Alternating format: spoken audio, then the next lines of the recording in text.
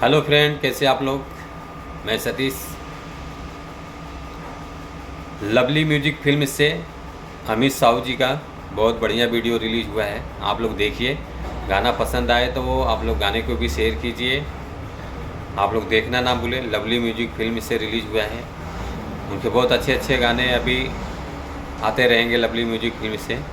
आप लोग lovely music film channel को भी सब्सक्राइब कीजिए और नए नए सिंगरों को सपोर्ट ज़रूर करें आप लोग। जिससे आप लोग बड़े बड़े सिंगरों को सपोर्ट करते हैं, ऐसे आप लोग छोटे भी सिंगर को सपोर्ट कीजिए ताकि वो लोग भी बहुत आगे बढ़े। और आशीर्वाद दीजिए, जो अमित साहू जी का आज गाना रिलीज़ हुआ है लवली म्यूजिक फिल्म्स के माध्यम से, वो गाना अच्छा चले। और उसके बाद बहुत प्यारा सॉन्ग है, आप लोग देखिए और बताइए कैसा गाना है, कमेंट करिए। और आप लोग कमेंट अच्छे अच्छे करेंगे तो अच्छे अच्छे वीडियो आते रहेंगे। आप लोग फुल सपोर्ट कीजिएगा अमित साहू जी को और लवली म्यूजिक फिल्म चैनल को।